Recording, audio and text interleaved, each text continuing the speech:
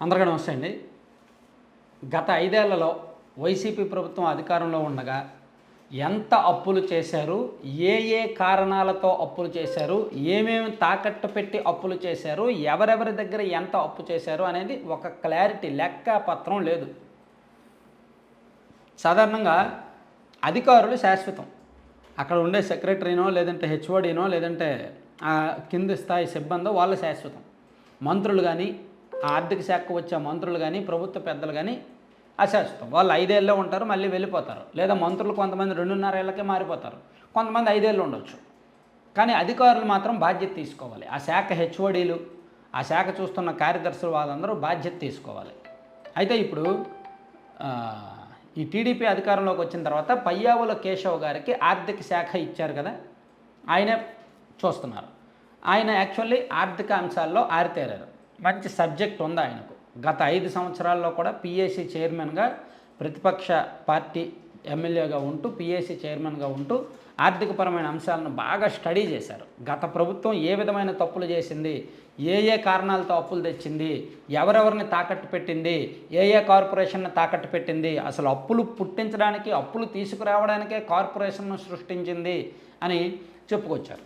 అవన్నీ జరిగాయి. అయితే ఇప్పుడు వాటిని శ్వేతపత్రం రూపంలో రిలీజ్ చేయాలి, ఆధారాలతో సహా బయట పెట్టాలి. అలా బయట పెట్టాలి అంటే కొంత డాక్యుమెంటల్ ఎవిడెన్స్ కావాలి, దానికి సంబంధించిన ప్రూఫ్స్ పత్రాలు కావాలి, అలాగే కొన్ని లెక్కలు కావాలి. అవన్నీ కూడా ఇప్పుడు ఆయన మంత్రి కాబట్టి ఆయన అనుకుంటే ఆయన పేషీకి తీసుకురావాలి.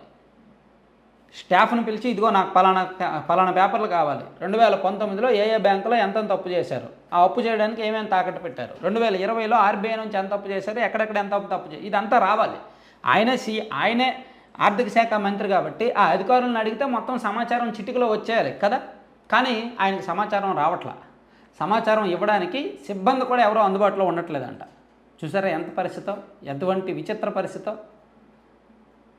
ఎందుకంటే ఆర్థిక శాఖ ముఖ్య కార్యదర్శి రావత్ గారు గత ప్రభుత్వం చేసిన అనేక తప్పుల్లో, అనేక అప్పుల తప్పులలో ఆయన ప్రధాన పాత్రధారి, సూత్రధారి. సో ఆయనకు కూడా బాధ్యత ఉంటుంది. ఆయన ఇప్పుడు సెలవులో ఉన్నారంట, తప్పించుకున్నారు. మరో అధికారి సత్యనారాయణ గారు ఆర్థిక శాఖ కార్యదర్శి, సెక్రటరీగా పనిచేశారు.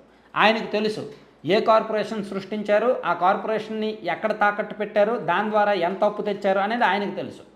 అడ్డగోలు అప్పులు ఎన్ని ఉన్నాయి, నిలువు అప్పులు ఎన్ని ఉన్నాయి, క్రాస్ అప్పులు ఎన్ని ఉన్నాయి, ఏ బ్యాంక్ దగ్గర ఎంత చేశారు, ఇలా రకరకాలుగా ఆయనకు కూడా తెలుసు. ఆయన చెప్తే ఆ డాక్యుమెంట్స్ అన్నీ బయటకు వచ్చేస్తాయి, ఆయన దగ్గరే ఉంటాయి. మొత్తం సర్వాధికారి ఆయనే కదా, సర్వాంతర్యామి ఆయనే కదా. ఆయన రావత్ గారు వాళ్ళిద్దరే సర్వాంతర్యాములు, సర్వాధికారులు. కానీ అవి బయటకు రావట్లా. ఎందుకంటే వీళ్ళిద్దరు అధికారులు అందుబాటులో లేరు. సత్యనారాయణ గారేమో సెలవు అడుగుతున్నారు లేదా రిలీవ్ అడుగుతున్నారు.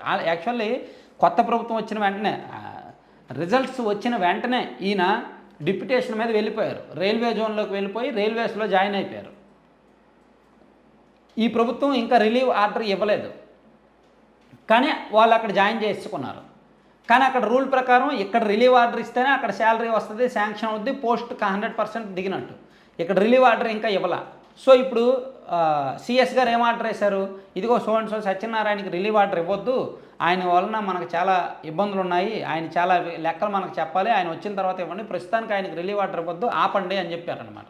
సో ఇప్పుడు సత్యనారాయణ గారు డిప్యుటేషన్ మీద వెళ్ళిపోయిన ఆయన వెనక్కి రావాలి, ఈ అప్పులకు సంబంధించి అడ్డగోలు వ్యవహారాలన్నీ నిజాలు చెప్పాలి, ఏమంటారు దాన్ని, అప్రూవర్గా మారాలి.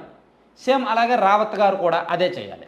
ఇలా వీళ్ళిద్దరూ ఓపెన్ అయితే, వీళ్ళిద్దరూ జరిగిన అంశాలను ఓపెన్గా చెప్తే అప్పుడు పయ్యావుల కేశవ్ గారు ఏమైనా చేయడానికి ఉంటుంది. ప్రజలకు వివరించడానికైనా, లేదా అడ్డగోలు అప్పులను కట్టడి చేయడానికైనా, లేదా లెక్క ప్రకారం వడ్డీలు కట్టడానికైనా, అప్పులను ఒక సక్రమమైన దారిలో తీసుకెళ్ళడానికైనా, శ్వేతపత్రం రిలీజ్ చేయడానికైనా ఒక అవకాశం ఉంటుంది. ఏమీ లేకపోతే ఎలా ఉంటుంది? కొత్తగా వచ్చిన వాళ్ళకి గత 5 ఏళ్ళలో ఏం జరిగిందో చెప్పకపోతే అలా చెప్పడానికి అధికారులు అందుబాటులో లేరన్నమాట. సో అందుకే పయ్యావుల కేశవ్ గారి శాఖ అంత ఈజీ శాఖ అయితే కాదు. ఆ అప్పులేంటో, ఆ తప్పులేంటో, ఆ లెక్కలు, ఆ బొక్కలు అన్నీ కూడా బయట పెట్టాలన్నమాట. అవన్నీ బయట పెడితేనే బాగుంటుంది. కానీ ఆయనకు అందుబాటులో లేరు కాబట్టి కోపము, టెన్షన్ అన్నీ వస్తున్నాయంట ఆయనకి. అన్ని శాఖలు బాగానే ఉన్నాయి, కానీ ఈ శాఖలో మాత్రం ఏం జరుగుతుందో తెలియట్లేదు. Thank you.